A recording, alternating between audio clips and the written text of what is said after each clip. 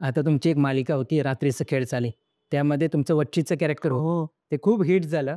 तर त्याचं कास्टिंगची प्रोसेस कशी होती आणि ते शूटचा एक्सपिरियन्स कसा होता? नक्कीच सांगेन. जसं मी म्हणालं, की मी छोटे-छोटे ऑडिशन्स द्यायला जायची.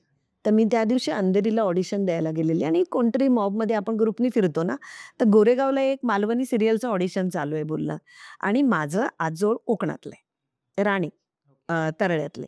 तर माझी आजी ना घरात मालवणीच बोलते. बोलायची आता नाहीये, बरेच वर्ष झाली माझी आजी जाऊन. तर ते संस्कार माझ्या भाषेवर होते, कानावर होते त्या हं. भाषेचे. तर मी म्हटलं, "बघूया जाऊन आपण."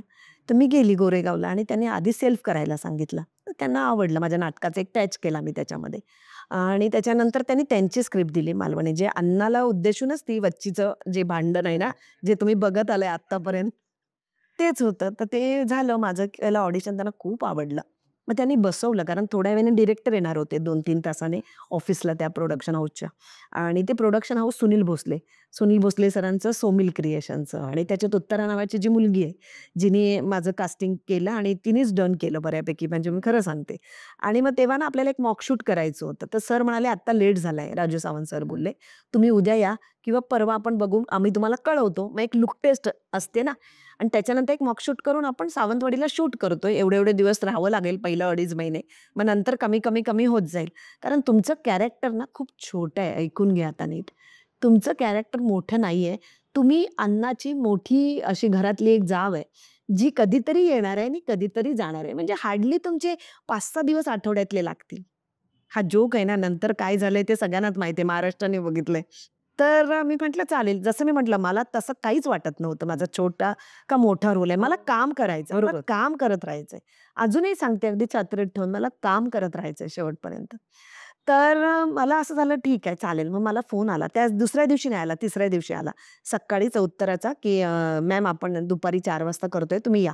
मग मी गेली. तर मी माझं काही घेऊन ये नाही, नाही साडी वगैरे सगळं ते आपल्या लूकचे लूक आहे ना, तो करायचा तो आम्हीच करणार आहे.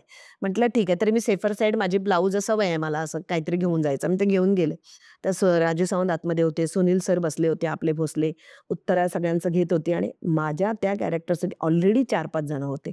लूक टेस्ट यू नो हां, त्या ती माहिती आहे. एकाशीच होत नाही हो, तुमची. हो, हो. लूक टेस्ट ही त्यावेळेला त्या टेस्टसाठी, लूकसाठी जी लोकं सिलेक्टेड झालेली असतात, त्यांची ती लूक टेस्ट असते. बरोबर. तर मग माझा नंबर लागला. मग तिने मला पहिला आंबाडा, मग वेणी, मग मोठं कुंकू खूप असं केलं आणि मग सरांसमोर उभं करायचे एव्हरी टाईम, की बघा. तर नाही जरा आपल्याला असं एक छान असं वाटलं पाहिजे, की गावातलं प्रॉपर ते कनेक्ट केलं पाहिजे बरोबर. लोकांनी बघणार. बरोबर.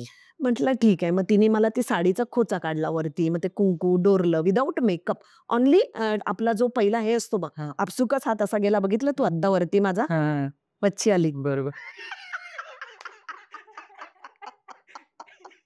होतं मला.